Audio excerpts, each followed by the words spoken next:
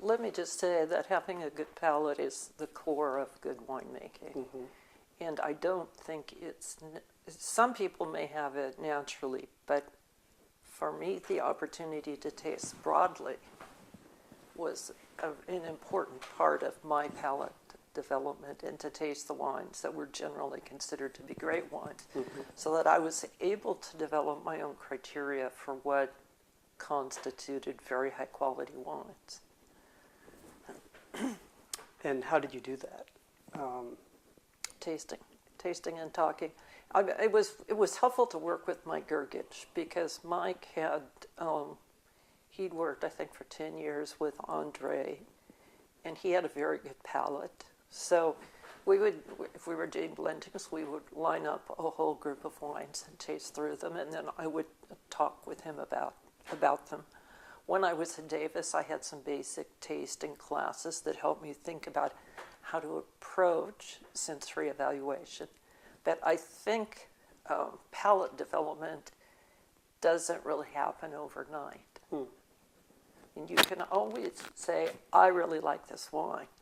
But to be able to analyze it, to have an approach to the tasting that helps you assess the wine versus your criteria, that takes more time. Now, I was also fortunate in 1986 to work with Michel Rolland. I brought him over from France to work with me at Simi. And Michel had an incredible palate for Bordeaux varietals. So to work with him and to see what he was looking for, I felt was a focused education for those varieties, for Cabernet in particular. So there were many different ways to fine-tune your palate. But the more you taste, the better, and the more you taste great wines, the better, and the more you taste with people who have developed palates, the better. Can you give me a sense? I know that this is sort of abstract to talk about, but what were these qualities that you were looking for? What were these characteristics, let's say in Cabernet, that you use to evaluate wines? Well, I'll tell you two things. One is how I taste, and the second one is what I'm looking for.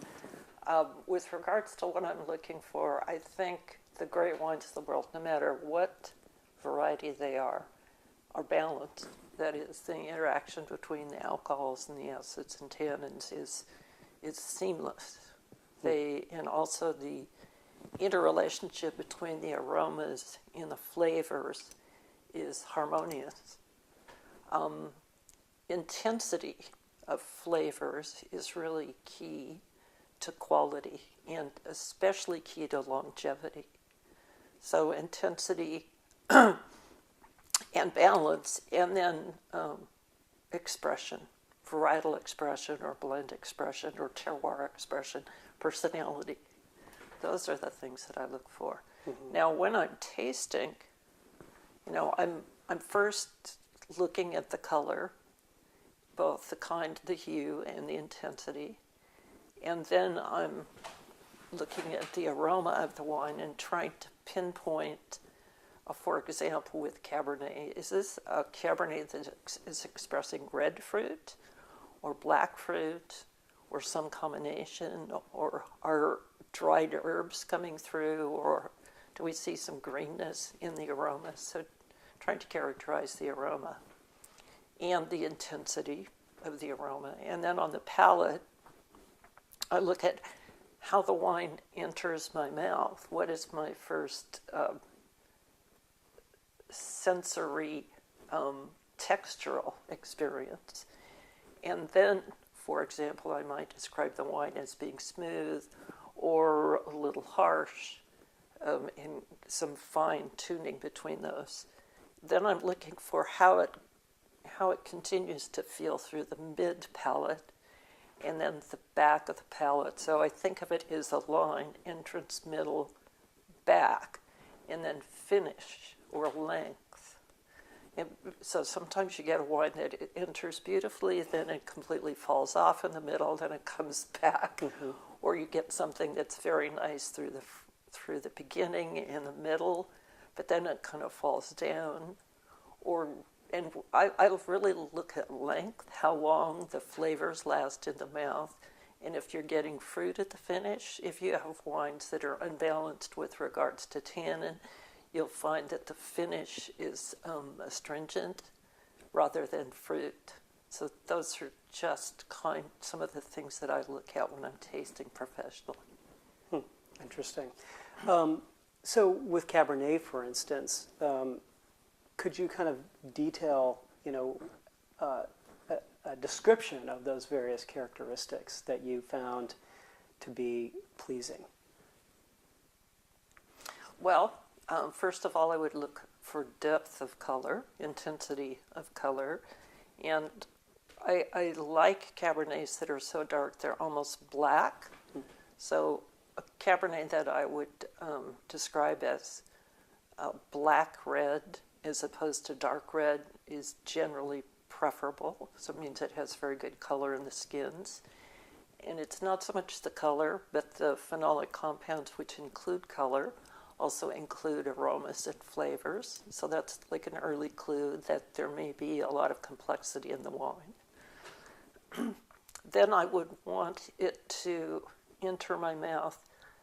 It doesn't have to be silky smooth, and it doesn't have to be velvety, which are often the things you look for as the wine ages. But it does need to have, it does not need to be astringent. So it needs to be smooth enough. The famous mouth-searing tannins. Yes. We don't want those. Yeah. And so, but I'm also particularly looking for a sense of consistency.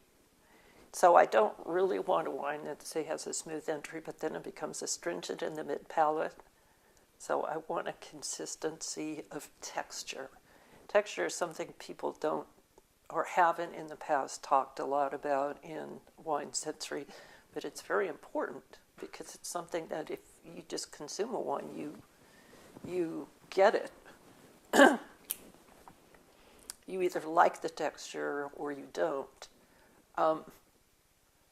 I want to get the flavor immediately, and I'm looking for the kinds of flavors which, of course, technically are still the aromas and the intensity of those.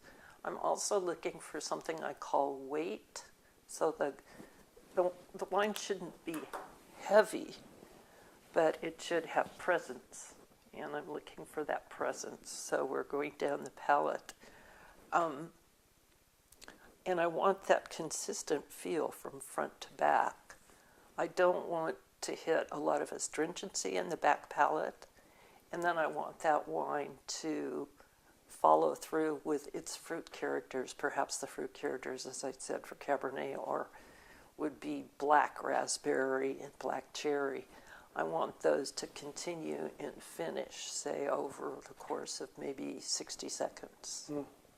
So I don't do this all the time, but sometimes when I'm really evaluating length, when I've swallowed or spit out the wine, I'll count how long it takes me before the taste finishes in my mouth.